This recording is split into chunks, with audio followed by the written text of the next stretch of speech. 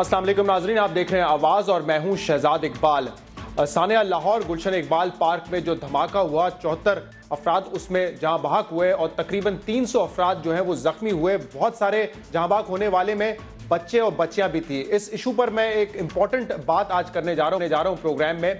ये रियासत की जिम्मेदारी होती है कि जान का तहफ़्फ़ुज़ दे, कोई और चीज़ मिले या ना मिले, रोजगार, खाना पीना, शेल्टर, ये बात की बात है, लेकिन सबसे पहले जो बुनियादी जरूरत होती है एक आदमी की, एक शख्स की, वो ये है कि रियासत उसकी जान की हिफाजत करे। जब इस तरह के धमाके होते हैं, दहशतगर्दी के वाकयात होते हैं, तो हम ये कह सकते हैं, हमें ये कहना चाहिए कि हाँ, रियासत उनकी जान का तहफ़्फ़ुज़ करने में नाकाम हो गई। और लाहौर में भी हमने यही देखा। लेकिन ठीक है, हालत जंग में है और इसलिए हम सबको एक रिजॉल्व दिखाना है, हम सबको लड़ना है इस दहशतगर्दी की और इंतहा पसंदी की जंग से। लेकिन फिर भी हुकूमतों की जिम्मेदारी होती है, रियासत की जिम्मेदारी होती है कि उनकी जानों का तहफ़्फ़ुज़ करें।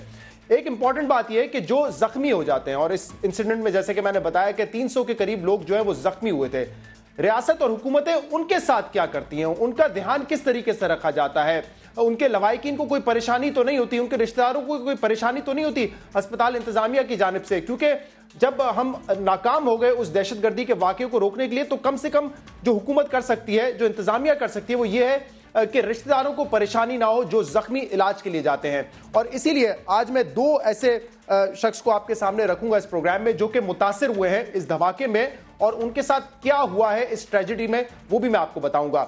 हमारे साथ आज प्रोग्राम में होंगे जुबैर, और जुबैर साहब आज हमारे साथ हैं, ये सलामत है, ये एक किसी मौजे से कम नहीं है, किसी मौजे से कम नहीं है, क्योंकि 22 अफराद थे जुबैर साहब के साथ जो कि इस पार्क में मौजूद थे। उनको मिलाकर 22 अफराद थे जो कि पार्क में मौजूद थे। उन 22 अफराद में से 10 अफराद शहीद हो गए, 10 अफराद जख्मी भी हुए, इनफैक्ट 11 अफराद जख्मी हुए। एक शख्स जो सलामत रहा इन 22 अफराद में से, वो जुबैर साहब थे जो कि इस वक्त हमारे साथ हैं। ये किसी मौजे से कम नहीं है। लेकिन अफसोस की बात यह है कि जुबैर साहब के साथ जो है, जुबैर साहब के जो वालिदैन हैं, उनके पेरेंट्स जो हैं, वो भी, माँ बाप भी वहाँ पे मौजूद थे और वो भी इस अफसोसनाक वाक़े में जो है शहीद हुए हैं। उनकी बहन शहीद हुई हैं और अब भी 2 इनकी बहनें जो है वो अस्पताल में ज़ेरे इलाज हैं, एक इनका भाई अस्पताल में ज़ेरे इलाज है। तो मेरे ख्याल से जिस तरह की क़यामत टूटी है उसका तो हम तस्वुर भी नहीं कर सकते जुबैर साहब पे।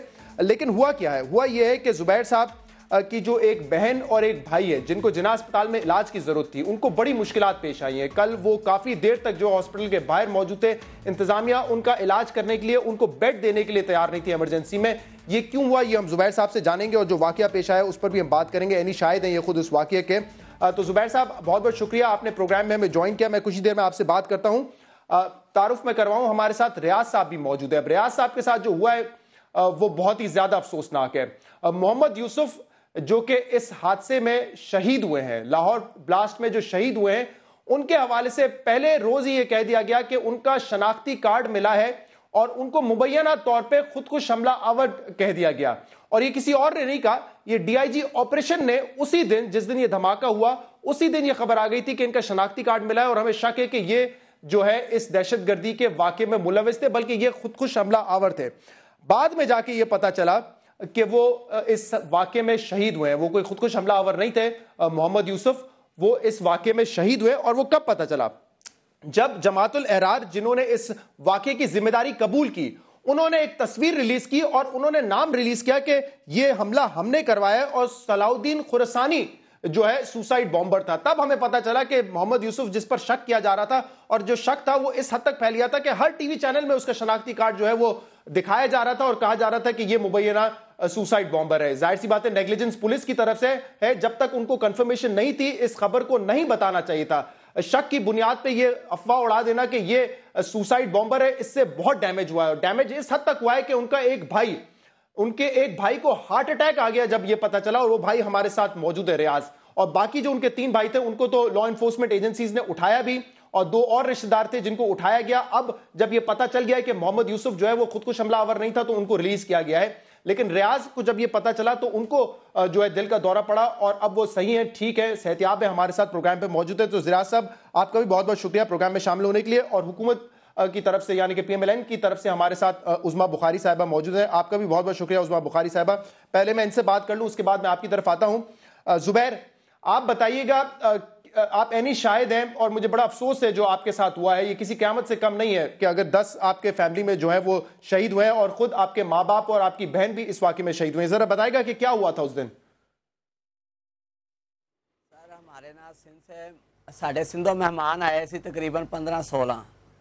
ठीक है सर, साढ़े 15-16 मेहमान आए सी ਜਿਹੜੇ ਉਹ शादी ਤੇ ਆਏ ਹੋਏ ਸੀ ਇੱਥੇ ਲਾਹੌਰ ਦੇ ਵਿੱਚ। ਔਰ शादी ਤੋਂ ਫਾਰਗ ਹੁੰਦੇ ਨਾਲ ਸਾਨੂੰ ਉਹਨਾਂ ਨੇ ਕਿਹਾ ਕਿ ਸਾਨੂੰ ਕੋਈ ਸੈਲ ਕਰਾਉਣ ਲੈ ਜਾਓ ਗੁਲਸ਼ਨ ਇਕਬਾਲ। ਅਸੀਂ ਉਹਨਾਂ ਨੂੰ ਸੈਲ ਕਰਾਉਣ ਲਈ ਲੈ ਕੇ ਆ ਗਏ ਗੁਲਸ਼ਨ ਇਕਬਾਲ ਸਰ। ਜਦੋਂ ਗੁਲਸ਼ਨ ਆਏ ਆ ਅਸੀਂ ਤੇ ਗੁਲਸ਼ਨ ਇਕਬਾਲ ਦੇ ਵਿੱਚ मैं उन्होंने बैठा के एक साइड दे होते हैं। रिक्वेस्ट मैं आपसे ये करूंगा जितनी ज्यादा जुबैर जितना ज्यादा उर्दू में हमें बता सकते हैं उतना बताएं ताकि तमाम देखने वालों को समझ आए आपकी बात। ठीक है सर, मैं उनको एक साइड पे बैठा के गया हूँ कि आप यहाँ पे बैठे हैं और मैं झूलों की टिकटें लेके आया। जब मैं झूलों की टिकटें लेने गया ही हूँ तो सर उसी टाइम बम फलास हो गया। मैं उसी समय अपनी फैमिली के पास भाग के आया और जब मैंने आके देखा तो मेरी वालिद साहब, मेरी वालदा और मेरी बहना तीनों ये भी डेड बॉडी फोत हो चुके हुए थे। और वो हमारे जो अजीज़ आए हुए थे सांगड़ के बीच में उनके भी साथ मजते उसी टाइम डेड बॉडी बन गई हुई थी। और बाकी जो से हमारे अजीज़ थे वो साथ वो कुछ हमारे 3 जो से जो ज़ेरे इलाज हैं वो हॉस्पिटल में इसी टाइम अभी भी दाखिल हैं सर। और हमने और कल आपके जो हमारे साथ वकूआ जो हमारे साथ वकूआ हुआ, हमारी जो बहन थी मेरी एक, उसने कहा कि मुझे माँ का मुंह देखना है, भाई मुझे घर ले चलो। मैंने हॉस्पिटल में एक मिन्नत की उनकी कि आपकी मेहरबानी है कि आखिरी मरतबा मेरी बहन और भाई को मुंह देखने के लिए इजाज़त दी जाए। मैं एक दिन की छुट्टी के लिए हम वापस आ गए। जब हम एक छुट्टी गुजार के गए सर और हमसे पूछा गया कि वो चार्ट कहाँ है जो आपको मकसद है को आपको दिया गया कि जिसकी वजह से आप हॉस्पिटल दाखिल हो गए। हमने कहा हमें मिला ही नहीं था वो चार्ट, हम बस जल्दबाजी में चले गए। उन्होंने कहा कि चार्ट चार्ट नहीं है तो आप दाखिल नहीं हो सकते। अगर हो सकते हैं तो 10 बजे 8 बजे तक इंतज़ार करें, डॉक्टर आएंगे उनसे पूछा जाएगा। अगर उन्होंने कहा तो फिर आपको दोबारा दाखिल किया जाएगा। सर हमारी जो सी बहन थी तो वो मकसद है कि भाई था, उन्हें हमें इमरजेंसी से बाहर निकाल दिया गया। बाहर सड़क पे हम बैठ, जब फिर हम यहाँ पे आए उसके बाद जो से हमें 12 बजे के बाद हमें वो पलंग दोबारा दिया गया कि आप यहाँ पे बैठें। फिर उसके बाद हमारे साथ अच्छा इन्होंने सलूक किया है क्योंकि 12 बजे से पहले हमारी कोई सुनाई नहीं हुई, कोई ऐसा काम नहीं हुआ कि जिसकी वजह से हम रो पड़े कि हमारी बहन और भाई को आप दोबारा दाखिल कर लें। उसके बाद में हम जो सब दाखिल हुआ उसके बाद हमारे साथ अब हमें इनसे कोई प्रॉब्लम नहीं है क्योंकि कल हमारी 12 बजे तक जो सी हमारी जो हालत थी ये हालत थी कि जैसे हमें मुझे भी अब आपके ये जो भाई और बहन है जिनको आप गालिबन जिना हॉस्पिटल में वापस एडमिशन के लिए लेकर आए थे, इनको कितने सीरियस जख्म आए हैं इस बम धमाके में? सर मेरी 2 बहनें हैं और एक भाई है जो ज़ेरे इलाज हैं। मेरी जो सी जनरल हॉस्पिटल में बहन है उसको सर पे चोट आई है, उसका सर पे ऑपरेशन हुआ है सर, और उसकी टांग भी टूटी हुई है और वो जली भी हुई है, उसके मोटे पे भी सड़े लगे हुए हैं। जो मेरी उससे बड़ी बहन है उसकी भी एक टांग टूटी हुई है, उसका बदन भी सारा जला हुआ, उसका मुंह भी सारा जला हुआ। जो मेरा भाई है उसके भी दोनों पैर और गोडों तक जो सी दोनों टांगे जो सी है ना वो जली हुई हैं सर। ठीक है, उस्मा बुखारी साहबा आपने सुना जुबैर ने जो अपनी कहानी बताई, मेरे ख्याल से जैसे मैं फिर दोहराऊंगा ये किसी क़यामत से कम नहीं है जो इसके और इसके ख़ानदान वालों पे बीती है। लेकिन ये किस किस्म की बेहिसी है कि जो अब इसके एक ज़ख्मी भाई है, इसकी एक ज़ख्मी बहन है, उसको इलाज के लिए बिस्तर मिलने में घंटों लग जाते हैं। आधा दिन ये सड़क पर रहा है, एमरजेंसी वाले लेने के लिए तैयार नहीं थे। ये इंतज़ामिया क्यों इतनी बेहिस है? और इसमें यकीनन जो इंतज़ामिया ने करना है वो तो हुकूमत के कहने पर ही काम करना है ना। बहुत शुक्रिया शहजाद। पहले तो मैं अपने दोनों भाइयों से, ज़ुबैर से भी और रियाज साहब से भी मैं ज़ाती तौर पर जो है वो ताज़ियत का इज़हार करती हूँ। जो तकलीफ़ इनको खुदा ताला ने दी है, मैं ये ज़रूर कहना चाहती हूँ कि हम सब ने वो तकलीफ़ महसूस की है। यकीनन इनका नुकसान हुआ है, बहुत बड़ा नुकसान है, और खुदा ताला जो है वो लवाहिकीन को सब्र दे और जो इनके शुहदा हैं उनको जन्नत फ़िरदौस में बड़ी जगह अता फरमाए। शहजाद मतलब जो हुआ बहुत अफसोसनाक है। जो ज़ुबैर साहब ने अभी कहा, मुझे लेट नाइट हमें भी इसकी इत्ला मिली जब मेरा ख्याल ज़ुबैर ने थोड़ा प्रोटेस्ट किया और वो किया। ये आपका ये कहना है कि जी जो हम हुकूमत कहती है वो इंतज़ामिया करती है, हुकूमत ने तो ये कहा था कि किसी को तकलीफ नहीं होनी चाहिए। खुद चीफ मिनिस्टर साहब, मिनिस्टर्स की, MPs की ड्यूटीज़ लगाई गई थी इसलिए कि किसी को कोई तकलीफ ना हो। लेकिन ये जो तकलीफ इनको उठानी पड़ी उसके ऊपर मैं ज़ाती तौर पर और हुकूमत की तरफ से इनसे माजरत चाहती हूँ। ये जो इंतज़ामिया ने किया है जिना हॉस्पिटल की, ये इंतहाई नामुनासिब था और उनका इस तरह से ज़ुबैर साहब की जो बहन है और भाई के लिए उसके ऊपर मैं ज़ाती तौर पर इनसे माजरत चाहती हूँ। अगर आप कह रही हैं कि वज़राओं की जिम्मेदारी लगाई गई थी, MPs की जिम्मेदारी लगाई गई थी, तो वो जिम्मेदारी पूरी क्यों नहीं की? अगर उनको कहा गया था, ये इंस्ट्रक्शंस थे कि आपने देखना है, तो उन्होंने भी फिर अपनी जिम्मेदारी पूरी नहीं की ना? नहीं, जिम्मेदारी पूरी की तो जुबैर साहब का मसला हल हुआ ना शहजाद। इशू ये है कि देखिए जहाँ इतना बड़ा सान्या होता है कि ये जुबैर साहब के अलावा कोई और जो जहाँ इतने सारे शोहदा भी हुए हैं और इतनी जो है वो इंजर्ड भी लोग थे, किसी एक भी लवाहिकीन का, इवन खबरें सुबह अखबारात में भी छपी कि किसी को कोई दवाई का प्रॉब्लम नहीं हुआ, किसी को कोई फैसिलिटीज़ का प्रॉब्लम नहीं हुआ। ये मिसहैप पता नहीं कैसे हो गया जुबैर साहब के लिए। बहरहाल मैं ज़ाती तौर पर मैं समझती हूँ कि कल मैं खुद जना अस्पताल की इंतजामिया से बात भी करूंगी और मैं इसीलिए खुद ज़ाती तौर पर इस पर माजरत नहीं, ऐसे नहीं है। आजकल सब मीडिया पे पहुंच जाते हैं शहजाद, ऐसे नहीं है। नहीं इसके ऊपर गुजारिश यह है कि DSNGs वगैरह सब लोग वहां मौजूद होते हैं। देखिए मीडिया नहीं लिखा ना, बहुत सारे न्यूज़पेपर्स में अगर आप अगले दिन की सिर्फ कवरेज निकाल के देखिए कि और वहां पर लोगों से बात भी हुई, बस बहुत सारे लोगों की, कि कोई ऐसा वाकया सिवाय जुबैर साहब के इस एक वाकये के, वो भी इसलिए कि शायद चले गए थे, वो जाहिर है वो अपनी उसके लिए तदफीन के लिए, और दोबारा वापस आया तो वो कागज नहीं था। ये गलत है, मतलब ये नहीं होना चाहिए था। इंतजामिया को इन हालात में कागज नहीं भी मिलते तो क्या फर्क पड़ता था। इसलिए मैंने जाती तौर पर खुद अपनी तरफ से भी और चीफ मिनिस्टर साहब की तरफ से भी मैं माजरत चाहती हूँ इनसे। और लेकिन यह है कि उन्होंने अब भी कहा कि इनको, और मैं एश्योर भी करा रही हूँ कि इनका कोई प्रॉब्लम नहीं, बिल्कुल लिया जाएगा, बिल्कुल लिया जाएगा। शहजाद साहब, मैं जैसे कह रही हूँ कि मैंने खुद भी बात करूंगी कल, मैं बिल्कुल कल ही लिया जाएगा जी। कल मैंने खुद जैसे आपसे कहा कि मैं खुद भी जिना हॉस्पिटल की इंतजामिया से बात करूंगी, चीफ मिनिस्टर साहब के नॉलेज में भी ये बात लाएंगे, और जिन्होंने भी ये इतनी बड़ी वाकये के बाद इनके साथ इस तरह से बिहेव किया, कतई तौर पर माफ नहीं किया जाना चाहिए। ये मेरी राय भी है और मैं चीफ मिनिस्टर साहब तक भी यही बात पहुंचाऊंगी। जुबैर साहब, जरा मुझे बताइएगा कि कितनी देर आपको कल जो है सड़क पर रहना पड़ा? वैसे तो अगर आपको 10 मिनट भी इंतजामिया जो है सड़क पे खड़ा रखती, हॉस्पिटल में आपको बेड नहीं दिए जाते, तो वो भी बहुत बड़ा जुल्म था, क्योंकि जो क़यामत आप पे टूटी है उसके बाद मेरे ख्याल से ये बहस तो होनी नहीं चाहिए कि कितनी देर आपको जो है अस्पताल में एंट्री नहीं मिली। लेकिन फिर भी मैं जरा पूछना चाहूंगा ताकि उस्मा साहिबा को भी पता चल जाए और जो अरबाब इख्तियार है उनको भी पता चल जाए, इंतजामिया को भी पता चल जाए कि क्या किस किस्म की बदसलूकी हुई थी। जरा बताइए कितनी देर आपको जो है इंतजार करना पड़ा था?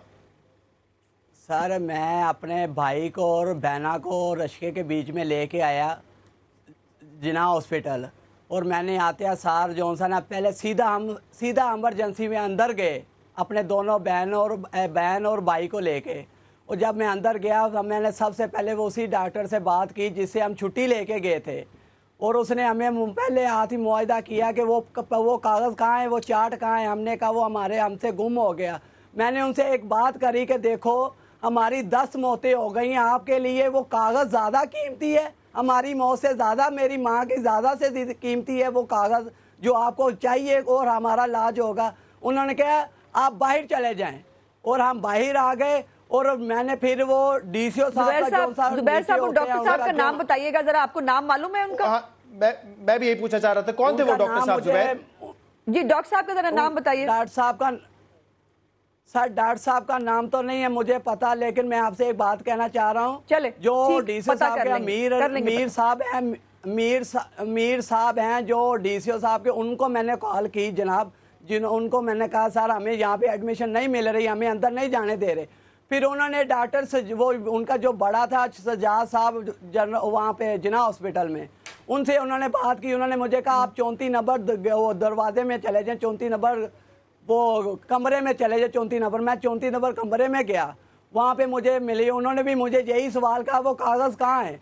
मैंने कहा सर वो कागज़ का हमें कोई पता नहीं है, लेकिन आप हमारी वो कागज़ की इतनी कीमती है कि आप मेरी वालदा चलेगी, मेरे वाला साहब चलेंगे। बिल्कुल वो कागज़ कीमती नहीं है, ये गफलत है इंतजामिया की। नहीं ये गफलत है इंतजामिया की सरासर। और मैं जी जुबैर साहब बोलिए। और मुझे उन्होंने मुझे कहा आप ना मेरा 8:30 बजे तक वेट करें, अगर वो डॉक्टर साहब आते हैं मैं उनसे मशवरा करता हूं। अगर उन्होंने कहा कि भाई इनको रख लिया जाए तो फिर मैं रख सकता हूँ, वरना मैं नहीं रख सकता। आप 8:30 बजे तक मेरा वेट करें। जनाब मैं 8:30 बजे की छोड़ के मैंने 12 बजे तक जनाब वहाँ पे वेट किया। फिर मैंने ये न्यूज़ चैनल पर आके मैं वहाँ पे आके रोया। फिर 12 बजे के बाद हमें जो पलंग मिला, हाँ 12 बजे के बाद जो सा हमें पलंग मिला, उसके बाद हमें कोई शिकायत नहीं है। फिर मैं तो अब मुझे अगर वज़ीर आला साहब देख रहे हैं शहबाज जी, मैं उनका ताबियादार हूँ कि मुझे उनकी अभी भी मेहरबानी है कि जिन्होंने हमें बड़ा दिल है सर आपका जुबैर साहब, बड़ा दिल है कि इस ये आपका हक है, ये आपका हक है, और जो आप जी जो आपका हक है ये आपका, और जिसमें जो आपको तकलीफ हुई है उस पे हम बहुत शर्मिंदा हैं। सर जो मेरे साथ वकूआ हुआ, मैं तो अब ये देख रहा हूँ कि एक 10 इंच का टुकड़ा हमारी मौत से ज्यादा कीमती था। मैं तो ये देख रहा हूँ, लेकिन जो अब 12 बजे के बाद मुझे वैसा बिल्कुल नहीं था, वैसा बिल्कुल नहीं होना चाहिए था ऐसा जी, वैसा बिल्कुल नहीं होना चाहिए था ऐसा, ये गफलत है। और मैं चाहूंगा, मुझे अगर एक लम्हा दें कि मैं चाहता हूं उस्मा बुखारी साहब अगर ऑन रिकॉर्ड ये कह रही है तो ये मसला हल कराएं, उस शख्स को सजा जरूर होनी चाहिए। और ये भी सुन लें उस्मा साहबा कि कल ये 10 बजे एक चैनल पर आए थे, जब इन्होंने आवाज उठाई उसके बाद इंतजामिया जो है हरकत में आई है। मैं जरा रियाज साहब से भी बात करना चाहूंगा, क्योंकि रियाज साहब के साथ भी जो हुआ है वो भी बहुत बड़ी गफलत है। मोहम्मद यूसुफ इनके भाई हैं, एक तो इस चीज का गम कि उनके भाई वहां पर उस बॉम्ब ब्लास्ट में शहीद हो गए, दूसरा उनको दहशतगर्द डिक्लेयर कर दिया गया, कहा गया कि ये इनका शनाख्ती कार्ड मिला है और ये मुबैना तौर पे खुद को हमलावर है, और ये किसी और ने नहीं, ये डीआईजी ऑपरेशन ने आके मीडिया को बताया। हैदर अशरफ साहब, डॉक्टर हैदर अशरफ साहब ने ये बताया। उसके बाद आपको पता है कि मीडिया ने उनका सीएनआईसी कार्ड जो है फ्लैश करना स्टार्ट कर दिया। मैं सिर्फ एक ये सिंपल सा सवाल पूछना चाहता हूं कि शनाख्ती एक शख्स जो कि वहां पे खुद को हमला करने आया है, बड़ी प्लानिंग से आया, इतनी बड़ी प्लानिंग से आया कि ना उनको इंटेलिजेंस रोक सकी ना पुलिस रोक सकी, तो क्या वो बेवकूफ को यह नहीं पता होगा कि मैंने जब हमला करने जाना है मैं शनाख्ती कार्ड या किसी किस्म की भी शनाख्त अपनी जो है वो जेब में ना रखूं, उसको छिपाऊं? कॉमन सेंस ही बात है कि जब वो सबको डॉज करके वहां पे पहुंचाए तो वो क्यों अपना शनाख्ती कार्ड रखेगा। लेकिन इसके बावजूद डीआईजी ऑपरेशन की तरफ से कहा गया कि ये शनाख्ती कार्ड हमें मिला है और मुबैना तौर पर यह खुदकुश हमलावर है। जब यह खबर पहुंची मुजफ्फरगढ़, रियाज और मोहम्मद यूसुफ के भाइयों के पास, उनके ऊपर क्या बीती है रियाज हमें बताएंगे। रियाज, आपको गालिबन टीवी से नहीं पता चला था, पुलिस जब आपके घर आई, लॉ एनफोर्समेंट एजेंसी, उस वक्त आपको पता चला कि आपके भाई शहीद हुए हैं और उनको जो है मुबैना तौर पे दहशतगर्द और सुसाइड बॉम्बर डिक्लेयर किया गया है। जी सर, हम घर पे थे, साहब ने बताया है कि आपकी भाई के उधर बम फट गया, उसकी डेथ हो गई। फिर हम बाहर निकले, जब उन्होंने बोला कि आपका भाई की डेथ नहीं हुई, आपका भाई दहशतगर्द है, बम फटाया, लोगों को और भी फौत हो गए। फिर तो हम बेहोश हो गए, हमें नहीं पता था। हमारा तो भाई नेक और कुरान का कारी था, उधर बच्चों को पढ़ाता था, हमें क्या पता। बस बाद में हम होश में जब आए, उन्होंने कहा कि आपके घर के आमने सामने सब पुलिस है, आपके भाइयों को गिरफ़्तार करके ले गए हैं, आपको चचा को भी ले गए हैं। हम तो बहुत परेशान थे। एक तो हमारा भाई शहीद हो गया था, वो हमें दुख था, दूसरा भाइयों का दुख था, तीसरा हमारे जो घर में बीवी बच्चे थे उन लोगों पे इन लोगों ने कर्फ्यू लगाया, ना रोटी ना पानी, बहुत तंग किया इन लोगों ने।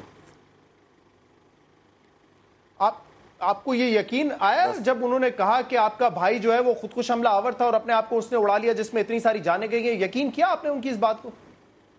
नहीं, हमने किधर यकीन किया। हमारा मासूम सा भाई था, हमने उसको खुद हाथों से पढ़ाया इधर, वो तो इधर दीनी तालीम देता था, पर बिल्कुल मासूम था। मुझे बम फटाना क्या वो ये सोच भी नहीं सकता था कि धमाका करना है। धमाका करना बहुत दूर की बात है, हम तो धमाके की सोच भी नहीं सकते थे। वो तो इतना मासूम था, उससे क्या पता है क्या है। वो तो खुद शहीद हो गया, इन लोगों ने उस पर इल्ज़ाम लगाया कि ये दहशतगर्द है। हम लोगों के दिल पे क्या गुजरी, अहले वतन पे क्या गुजरी, हमारे भाइयों के साथ क्या गुजरी, माँ बाप पे क्या गुजरी। हम तो बहुत परेशान थे। हमारा मासूम सा भाई है, तालीम उधर देता है, इन लोगों ने कहा वो दहशतगर्द है। हम तो उसी टाइम बेहोश हो गए, फिर डॉक्टर के पास ले गए। जब मुझे होश आया, उन लोगों के कहा कि आपके घर पे भी पुलिस है और आपका चाचा भी ले गए हैं, हम भाई भी ले गए, बाप खुदा का शुक्र है इधर वो सऊदीया और अब आपका भाई मासूम था और अब सबने तस्लीम भी कर लिया है वो मासूम था। अब आप मुझे बताएं कि आज उसकी तदफीन भी हो गई है मुजफ्फरगढ़ में? जी सर, हम जब कल इधर चले गए परसों लाहौर में, हमने कहा कि डेड बात ही ले आए, उसकी सब कुछ कर लें। सब रिश्तेदार माँ बाप परेशान थे, ले आए, उसको कफन दफन कर लें। जब हम चले गए उधर, इन लोगों ने मुझे इंतज़ार कराया, कोई कहता है डीजी के पास जाओ, कोई कहता है किधर। फिर उनसे रब्ता हो गया, उन लोगों ने वो हमें डेड बॉडी भी दी है, गाड़ी भी दी है, उन लोगों का शुक्रिया अदा करते हैं। फिर हम इधर ले आए अपने भाई को, कफन दफन किया। एक चीज मुझे ये बताएं कि आज एक चैनल पर ये खबर चली थी कि डेड बॉडी यानी कि जनाजा आपके भाई की मैयत लेने के लिए भी पैसे देने पड़े। ये खबर सही है या गलत है? नहीं, गलत है, हमने कोई किसी को पैसे नहीं दिए। ठीक है। और जो आपके दूसरे 3 भाइयों को गालिबन जो है वो पुलिस ने उठा लिया था, वो हिरासत में थे, और कुछ और आपके रिश्तेदार जो हिरासत में थे, अब उनको रिलीज कर दिया, उनको छोड़ दिया है जब ये पता चल गया है कि मोहम्मद यूसुफ जो है वो शहीद हुआ है, वो कोई सुसाइड बॉम्बर नहीं था। परसों शाम को 12 बजे छोड़ दिया, और हमारे 2 रिश्तेदार लाहौर में पकड़े थे, वो भी उन लोगों ने छोड़ दिए हैं। ठीक है, मैं एक ब्रेक लूंगा उस्मा बुखारी साहिबा, इसके बाद जरा इस पर भी बात करें कि यहाँ पे किसकी गफलत है। मुबैना तौर पे फौरन ही डिक्लेयर कर दिया जाता है कि ये शख्स जो है शायद सुसाइड बॉम्बर हो सकता है। मुझे पता है मुबैना कहा गया था, लेकिन इसके फिर भी मैं समझता हूं कि बहुत ही इर्रिस्पॉन्सिबल स्टेटमेंट था मीडिया के सामने ये दे देना, उसके शनाख्ती कार्ड को दे देना।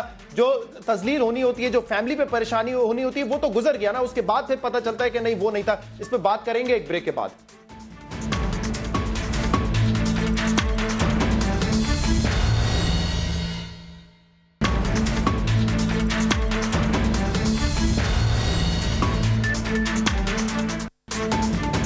वेलकम बैक नाजरीन। उस्मा साहिबा, मोहम्मद यूसुफ भी इस बॉम्ब ब्लास्ट में जो है वो शहीद हुआ है, वो तो चला गया, लेकिन उसके घर वालों पर जो परेशानी बीती है, इसका जिम्मेदार कौन है? देखिए शहजाद, जिम्मेदार यकीनन मैं समझती हूँ कि थोड़ा जल्दबाजी का मुजाहरा जो है वो हुआ, और लेकिन उसकी रीज़न है। उसकी रीज़न ये है कि मोहम्मद यूसुफ साहब की जो डेड बॉडी है, ख़ास तौर पे उनका जो सर है वो अलहदा मिला डेड बॉडी से, और 2 सर मिले, हमने रिपोर्ट भी किया उसके ऊपर। सो जाहिर है यकीनन ये पहला शक इसी तरह जाता है कि शायद ये सुसाइड बॉम्बर हो सकता है जिसके जो है ये सर मिला है। लेकिन उसके ऊपर जाहिर है फिर जो एक तहकीकाती एजेंसियाँ होती हैं, वो सब जो एक मुतहरिक होती हैं, उस हवाले से हुआ। लेकिन ये मैं समझती हूँ कि थोड़ा इसके ऊपर जल्दबाजी का मुजाहरा किया गया, या ये अनफॉर्चुनेटली ये एक मिसहैप हुआ है इस हवाले से, मोहम्मद यूसुफ साहब के हवाले से। लेकिन जो देखिए जहाँ पर बम धमाका होता है, वहाँ पर फिर तहकीकाती एजेंसियाँ जब पहुँचती हैं तो वो हर तरह का वहाँ से मटीरियल इकट्ठा करते हैं, और वहाँ से ये 2 सर जो मिले थे, यकीनन ये पहला शक तमाम, यानी ये भी कॉमन सेंस की बात है कि ये जाता है कि शायद मेरा ख्याल है यूसुफ साहब कुछ ज्यादा करीब होंगे मेरा ख्याल है उस सुसाइड बॉम्बर के, जिस हवाले से ये मेरे ख्याल से यही उनका कसूर था कि वो ज्यादा करीब थे। लेकिन उस्मा साहिबा, मैं इस चीज से इनकार नहीं कर रहा हूं कि तहकीकात नहीं होनी चाहिए, बिल्कुल होनी चाहिए, लेकिन कम से कम मीडिया पे ये बयान देने से पहले क्या सोचना नहीं चाहिए? क्या उस इन्वेस्टिगेशन को मुकम्मल नहीं कर लेना चाहिए? क्या इस नतीजे पे नहीं पहुंचना चाहिए कि वो शख्स क्या वाकई दहशतगर्द था, सुसाइड बॉम्बर था? ठीक है, आप अपनी तहकीकात करें, अपने तक रखें, लेकिन एक दफा अगर ये फुलझड़ी आप मीडिया में आके छोड़ देंगे कि ये मुबैना दहशतगर्द था, ये उसका ID कार्ड मिला है, तो उसके बाद फिर क्या रह जाता है? नहीं देखिए, ये फुलझड़ी जो है ये पहले मीडिया की तरफ से आ चुकी थी, और उसके बाद सवाल किया गया DIG साहब को। मीडिया की तरफ से मतलब मीडिया को कैसे पता चल जाएगा? जी नहीं उस्मा साहिबा, ये पहले जो है DIG ऑपरेशन की तरफ से आपने सवाल किया है, आपने सवाल किया है शहजाद साहब, एक जवाब तो ले लीजिए ना मेरा। आपको नहीं पसंद आएगा वो आपकी मर्जी है, लेकिन मेरी गुजारिश तो सुन लीजिए ना। मेरी गुजारिश ये है कि मीडिया के अंदर जाहिर है जब ये तमाम वाकया हुआ, एक मीडिया का भी फोकस था इस वाकये के ऊपर, और इस वक्त मतलब कौन सी चीज़ है जो मीडिया से छुपी रहती है? ये तहकीकात जिस तरह से गई, खास तौर पे जब पुलिस पहुंची इनके घर के ऊपर मुजफ्फरगढ़ के अंदर, तब ये ज़्यादा एक हाइप क्रिएट हुई और पता चला कि जो है वो ID कार्ड भी मिला है और ये सब बातें हुई। लेकिन वो ये सवाल किया गया DIG ऑपरेशन से कि ये जो ID कार्ड मिला, उन्होंने कहा कि हाँ मुबैना तौर पर ये हो सकता है, लेकिन वो अगर नहीं कहते तो ज़्यादा बेहतर होता। मेरी गुजारिश सिर्फ इसमें इतनी सी है कि देखिए बहुत सारी चीज़ें इस वाक़े में मतलब हमारी जो 1-2 नेग्लिजेंसेस आप सामने ले आए वो ठीक है, लेकिन बहुत कुछ हमने बेहतर भी करने की कोशिश की है। ये बहुत बड़ी नेग्लिजेंस है। देखें 2 दिन तक मीडिया पे मैं थोड़ी सी आपकी इस्लाह कर दूं। देखें नहीं, इसमें आपकी भी जो DIG ऑपरेशन है, 1 मिनट रुक जी ना। नहीं मैं सुन ले, पहले मेरा मौक़िफ़ सुन ले, इसके बाद आप बात कर लीजिएगा ना जी। डॉक्टर हैदर जो DIG ऑपरेशन है, ये आईडी कार्ड किसी वहां से रिपोर्टर ने नहीं उठाया था, जाहिर सी बात है जो इन्वेस्टिगेशन टीम है उन्होंने उठाया था। अगर वो इतला देंगे मीडिया को कि ये आईडी कार्ड मिला है, उसका सर मिला है, ये अब हो सकता है मुबैना दहशतगर्द, तो वहां पे पुलिस की जिम्मेदारी होती है। मीडिया आके कोई चैनल अपने तौर पे बगैर वेरिफिकेशन के ये नहीं कह सकता कि वहां फला बंदे का सर मिला था, वो उसका नाम ये है, उसका आईडी कार्ड ये, वो दहशतगर्द था, वो सुसाइड बॉम्बर था। पहले इंफॉर्मेशन आपकी तरफ से आती है और इसके बाद मीडिया प्ले करता है। मैं जिम्मेदारी मीडिया की भी ठहरा रहा हूं कि मीडिया को बार बार जब तक ये कंफर्म नहीं हुआ था कि उसका सीएनआईसी क्या है, उसको नहीं दिखाना चाहिए था, उसको डाउन प्ले करना चाहिए था। लेकिन जब अरेस्ट होंगे, अरेस्ट भी डिक्लेयर किया जाएगा कि उसके 3 भाई भी उठा लिए गए हैं, उसके 2 और रिश्तेदारों को उठा लिए गए, तो वो अफवाह फिर वो सच लगने लगती है और यहां पे मेरे ख्याल से कोताही हुई है इसमें। जी आप ठीक कह रहे हैं शहजाद, इसमें एक रुख ये भी है कि जो 2 सर मिले थे उसके बाद आपको शायद ये जो आपने कहा कि वो बाद में पता चला जब तंजीम ने कबूल कर लिया, उससे पहले स्केच बन चुका था, वो भी तमाम मीडिया के ऊपर चल चुका था और वो स्केच जो है वो बिल्कुल एग्जैक्टली वही उसी दहशतगर्द का था जो पुलिस ने बनाया था एनी शाहिदीन के साथ मिलके। और उसमें ये बात पहले ही निकल के सामने आ रही थी कि इसकी शख्स की शक्ल जो है वो यूसुफ साहब से नहीं मिलती है और ये पहले ही बात एस्टेब्लिश होनी शुरू हो गई थी। ये बाद में तंजीम का बयान बाद में आया है, सो इसलिए ये मैं कह रही हूं बयान आया जमातुल रहरार का, सलाउद्दीन खुरासानी की तस्वीर और उसका नाम रिलीज किया गया। इसके बाद हमें पता चला कि ये शख्स नहीं है। नहीं, ऐसे नहीं है। जरा मैं बिल्कुल ऑथेंटिकली आपसे कह रही हूं कि स्केच पहले बन चुका था। स्केच बनने के बाद बल्कि आपके मीडिया चैनल्स के ऊपर ही वो फिर तस्वीरें बना के दिखाई गई कि ये स्केच जो बनाया गया है इसकी शक्ल यूसुफ साहब से नहीं मिलती है। और उसके बाद में बयान आया तंजीम का और उसने फिर उसका नाम भी बताया और उसने कहा कि ये सलाहुद्दीन था और हमने इसको जो है वो भेजा था। पे हम कितना यकीन कर रहे हैं, 2 चीजें तो मिसालें मैंने आपके सामने रख दी हैं।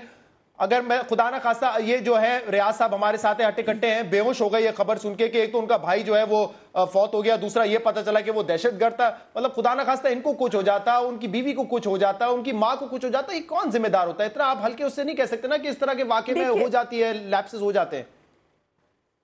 नहीं शहजाद, देखिए ये भी तो एक फैक्ट है ना। क्या ये फैक्ट नहीं है कि ये तो चले ये तो बहुत ही हमारी तरह के आम लोग हैं, लेकिन बड़े बड़े खानदानों के जो है बहुत पढ़े लिखे लोग भी दहशतगर्द निकले हैं। सानिया सफोरा के अंदर जो है वो एक इंजीनियर जो है वो दहशतगर्द निकला। हमारी अभी थोड़ा अर्सा पहले यूनिवर्सिटी से प्रोफेसर साहब को हमने पकड़ा, उनके बड़े उनके ताल्लुकात थे तंजीमों के साथ। सो इस वक्त देखिए जब आप एक ऐसी क्राइसिस के अंदर हैं, एक हालात के अंदर हैं, वहां पर इस वक्त जिस तरह से ऑपरेशन अब हम कर रहे हैं इसके ऊपर देखिए जो भी हमें अपनी, जैसे आपने इंट्रो में कहा था, अपने अवाम की सिक्योरिटी बेहतर करने के लिए, उनको इन हालात से बचाने के लिए हमें हर आपकी बातों से मुझे लग रहा है जिस तरह आप ये डिफेंड कर रही हैं इस चीज को कि कोई इस पे भी, इस कोताही पे, इस गफलत पे भी किसी के खिलाफ कोई एक्शन नहीं होगा। देखिए नहीं, ये या तो अगर किसी ने, देखिए जैसे जुबैर साहब की बात और थी, जुबैर साहब डॉक्टर साहब से इजाजत लेके गए और वो किया, उन्होंने एक कागज का पुर्जा वो ढूंढते रहे और उन्होंने जगह नहीं दी, वो बिल्कुल एक नेग्लिजेंस उनके पार्ट पे मौजूद है। यहाँ पर एक गलत फहमी तो जरूर हो सकती है, लेकिन कोई कॉन्शियसली डॉक्टर हैदर अशरफ साहब का कोई ये वो नहीं था कि उनको बहुत जरूरी साबित करना था कि मोहम्मद यूसुफ दहशतगर्द है। अब मैं जरा रियाज साहब आपने गलत फहमी की वजूहात सुन ली, आप मुतमईन है इस बयान से? उस्मा साहिबा जो कह रही है आप मुतमईन है, सेटिस्फाइड है, तकलीफ दूर हो गई आपकी?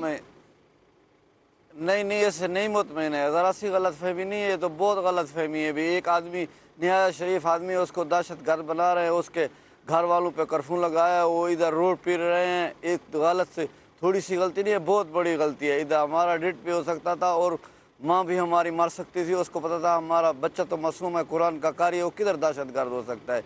ये गलत सी छोटी सी गलत फहमी नहीं है, ये बहुत बड़ा नुकसान किया है इन लोगों ने, हमारे साथ बहुत बड़ा जुल्म किया है इन लोगों ने। हमारे रिश्तेदार हमसे नफरत करते रहे, पूरा ज़िला मुजफ्फरगढ़ हमसे नफरत करता रहा कि ये लोग दहशतगर्द हैं।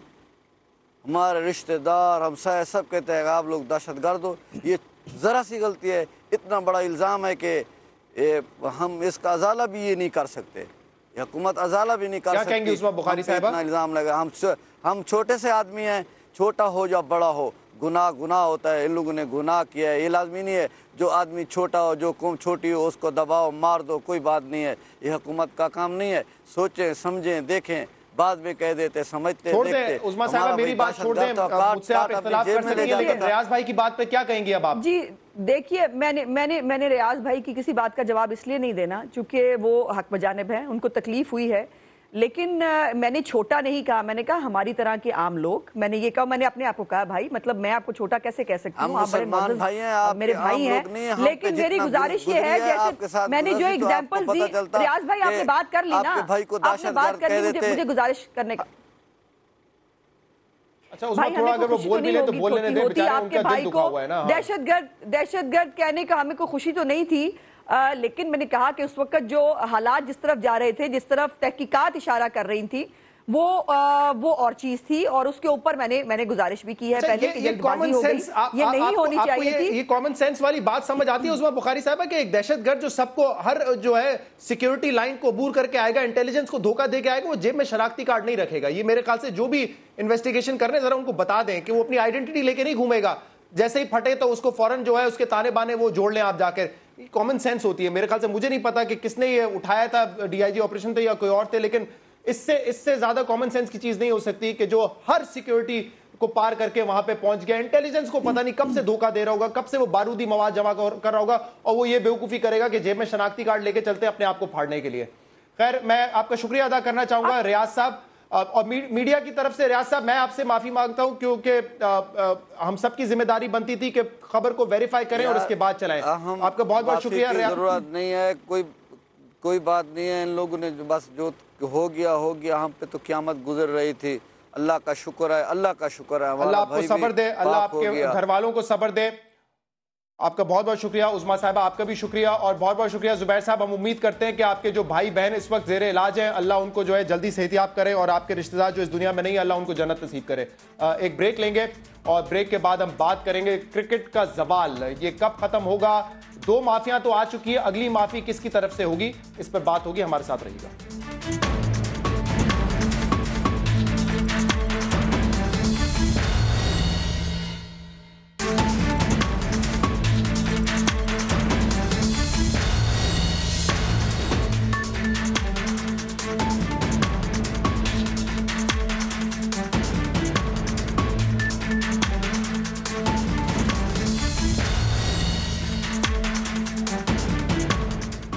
वेलकम बैक नाजरीन। क्रिकेट के हवाले से बात करते हैं। पाकिस्तान जो है वो बुरी तरीके से वर्ल्ड T20 में बाहर हुआ टूर्नामेंट से। आज की खबर भी दे दें कि वेस्ट इंडीज भी अब क्वालिफाई कर गया, वेस्ट इंडीज और इंग्लैंड फाइनल खेलेंगे, इंडिया भी बाहर हो चुका है। लेकिन जिस तरीके से आमिर सोहेल हमारी टीम बाहर हुई थी, हमने देखा कि कोई परफॉर्मेंस नहीं नजर आई। उसके बाद 2 रोज पहले वकार यूनुस साहब ने आके माफी मांगी, शाहिद आफरीदी साहब ने जो है कौम से माफी मांगी, लेकिन इस सिलसिला अभी भी चल रहा है। अकाउंटेबिलिटी होनी है, लेकिन ये अकाउंटेबिलिटी कौन करेगा ये समझ नहीं आ रही। वकार यूनुस साहब ने जो रिपोर्ट भी दी थी, कह रहे कि मैंने रिपोर्ट दी थी रिकमेंडेशंस के साथ, वो भी लीक हो गई है पीसीबी से। क्या कहेंगे इस मामले पर आप?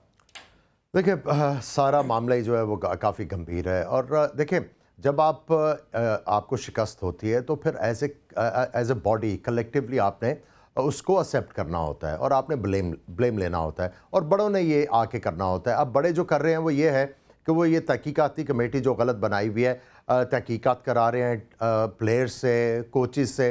भाई, इन सबको आपने लगाया हुआ था। अब जो करने वाली चीज़ थी, इनको ऑनरेबल तरीके से रिज़ाइन करके घर चले जाना चाहिए था, बट ये नहीं कर रहे।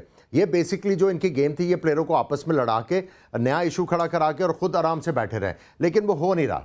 बेसिकली जो भी कर रहे हैं ये उल्टा पड़ रहा है। और आई थिंक ये जो आप कह रहे हैं अकाउंटेबिलिटी कौन करेगा, तो आई थिंक वो प्राइम मिनिस्टर हाउस से इनकी अकाउंटेबिलिटी होगी, क्योंकि उन्होंने ही इनको लगाया हुआ है। सर, एक बात बताऊं, देखें, शहरियार साहब के हवाले से तो एक स्टेटमेंट आया था वजीर आजम हाउस से कि उनके ऊपर कॉन्फिडेंस है और उनसे कहा गया है कि तहकीकात करें। नजम सेठी साहब तो कई मरतबा जो है वो बाहर हुए, अंदर आए, लेकिन उनके ऊपर भी एतमाद है। अभी भी जो सबसे स्ट्रॉन्ग बॉडी है उसको वो हेड कर रहे हैं, कमेटी जो है उसको हेड कर रहे हैं नजम सेठी साहब। तो फिर आपके ख्याल में किस किस्म की अकाउंटेबिलिटी की तवक्को रखी जाए प्राइम मिनिस्टर साहब से? देखें, अगर ये बात होगी तो फिर आप और मैं ये प्रोग्राम क्यों कर रहे हैं? बात ही ख़त्म होगी। अगर उनको अभी भी कॉन्फिडेंस है 3 वर्ल्ड कप हारने के बाद, और वो नहीं चाहते कि पाकिस्तान की क्रिकेट बेहतर हो, तो फिर आप और मैं क्या कर सकते हैं? अब यही वेट कर सकते हैं कि ज़रबे अज़ब हो यहाँ पे, और क्या करेंगे? क्रिकेट में भी एक ज़रबे अज़ब करना पड़ेगा। बिल्कुल, एग्जैक्टली। और देखिए, आज एक और ब्लंडर मारा इन्होंने, वो ये है कि इन्होंने अफगानिस्तान की टीम आ रही थी अप्रैल में, इन्होंने उनको कह दिया हम आपको सिक्योरिटी प्रोवाइड नहीं कर सकते। इन्होंने किससे पूछा है? चौधरी निसार साहब को आप बिठा के पूछें अपने प्रोग्राम में कि क्या इन्होंने उनसे पूछा था कि वो सिक्योरिटी प्रोवाइड नहीं कर सकते? क्या इन्होंने सिंध के चीफ मिनिस्टर से पूछा था कि आप सिक्योरिटी प्रोवाइड करेंगे कि नहीं करेंगे? क्या उन्होंने इनकार किया? क्या बलूचिस्तान से इन्होंने पूछा था? क्या इन्होंने खैबर पख्तूनख्वा के चीफ मिनिस्टर से पूछा था? ये क्रिकेट को सियासत बना रहे हैं और ये सिर्फ इस वजह से हो रहा है शहजाद, क्योंकि अगर अब अफगानिस्तान आती है, केनिया की टीम आती है, तो फिर हम सारे कहेंगे अब दूसरी टीमों को भी आना चाहिए और फिर पीएसएल भी पाकिस्तान में होना चाहिए।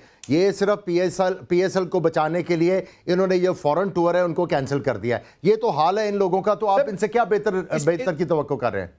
आप बिल्कुल ठीक कह रहे हैं। मैं इस अफगानिस्तान वाले इशू पे बात करना चाह रहा था। ये देखिए, अभी नजम सेठी साहब ने पीएसएल के हवाले से कहा था कि अगले साल कम से कम 2 मैचेस करवाने की कोशिश करेंगे पीएसएल के पाकिस्तान में। ठीक है, बहुत बड़ा सानिया हुआ है लाहौर का, लेकिन इसको प्रीमेच्योरली कॉल ऑफ क्यों किया गया? अफगानिस्तान टूर को किसी और शहर में करवा सकते थे। वहां पर राना सनाउल्लाह साहब कह रहे हैं हमने तो सिक्योरिटी क्लियरेंस के हवाले से कोई ऐसा बयान नहीं दिया, हमने तो सिर्फ कहा है कि तमाम मैचेस को एक ग्राउंड पे ना करवाया जाए, मुख्तलिफ शहरों में करवाया जाए। वहां से पीसीबी ने ऑलरेडी पोस्टपोन कर दिया, कह रहे हैं सिक्योरिटी क्लियरेंस नहीं मिली। मतलब एक तो कोऑर्डिनेशन नहीं है और ऊपर से इतना प्रीमेच्योरली इसको क्यों जो है आपके ख्याल में पोस्टपोन किया? ये सियासत कर रहे हैं, ये सियासत कर रहे हैं। इनके ऑब्जेक्टिव ही नहीं है कि पाकिस्तान क्रिकेट को ठीक किया जाए। आप मुझे ये बताएं कि आप पिछले 4 साल से ये कोशिश कर रहे हैं कि टीमें आएँ और अफगानिस्तान की टीम आ रही है। देखिए, जब आप बात करते हैं इंडिया के साथ क्रिकेट डिप्लोमेसी की, देखिए जो नाराज़ लोग हैं बॉर्डर के उस तरफ, अगर आप इस अफगानिस्तान की भी बात करते हैं तो आप अफगानिस्तान की टीम को बुला के वो नाराज़ लोगों को भी साथ बिठा सकते थे, डिप्लोमेसी कर सकते थे। लेकिन अनफॉर्चुनेटली ये सारे सियासत कर रहे हैं, they are not sincere with the cause, और इसीलिए आपको ये वाले डिसीजन नज़र आ रहे हैं। और इन्होंने कह दिया है कि हम आपको सिक्योरिटी नहीं प्रोवाइड कर सकते। How embarrassing for Pakistan. सही। जो कमेटी बनी है इस वर्ल्ड कप के हवाले से, जरा उस पर बात करते हैं। सर, उसको शकील शेख साहब हेड कर रहे हैं। शकील शेख साहब के हवाले से हमने एक प्रोग्राम किया था जिसमें हमने बताया था कि उनके बेटा जो है वो कितनी बड़ी पर्ची से फर्स्ट क्लास खेल रहा है। उसका रिकॉर्ड ये जो है सबूत साबित कर देता है। बाकी उसमें 2 प्लेयर्स भी हैं, उसमें यूसुफ, उसमें मोहम्मद यूनुस खान भी हैं और उसमें मिसबाह उल हक भी हैं।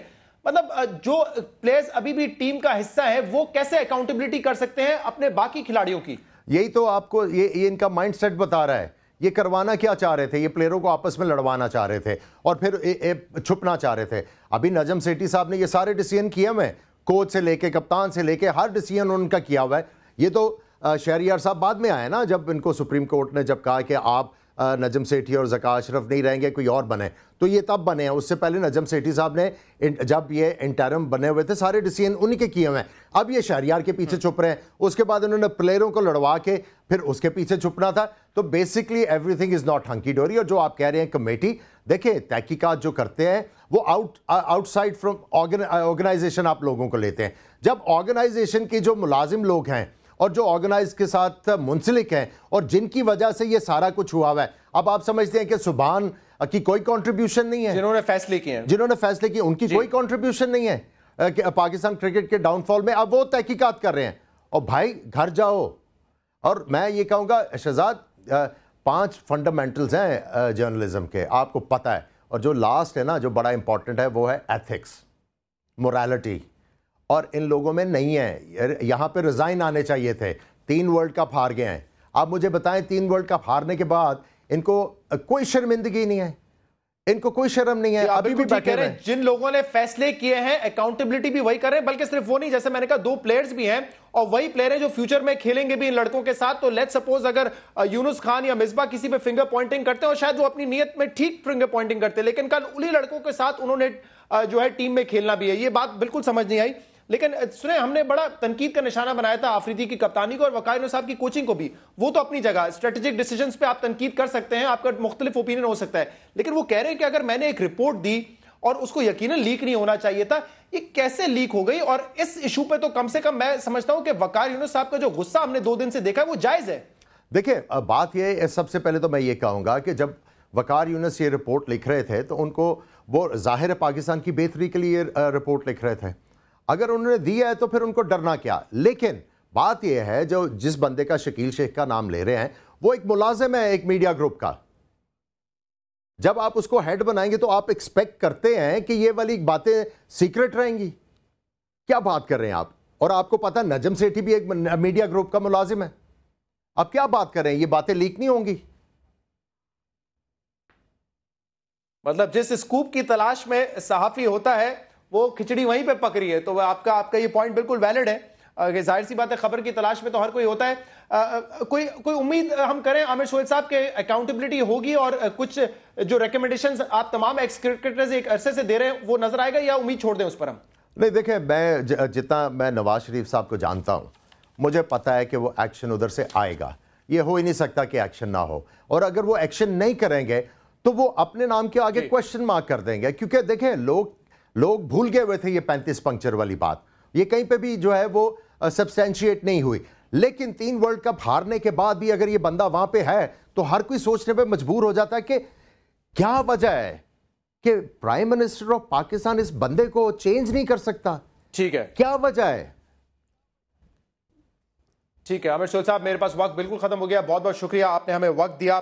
क्रिकेट जवाल का शिकार है। हम उम्मीद ही कर सकते हैं कि एक ऐसा गेम जो कि यूनाइट कर देता है पूरे पाकिस्तान को, पीएसएल में हमने ये देखा भी था, हम उम्मीद करते हैं कि उसकी ठीक तरीके से अकाउंटेबिलिटी होगी और जिन लोगों ने फैसले किए हैं उनकी अकाउंटेबिलिटी भी होना बहुत जरूरी है। इस प्रोग्राम का फीडबैक आप हमें सोशल मीडिया पर दे सकते हैं। इजाजत दीजिए, अल्लाह हाफ़िज़।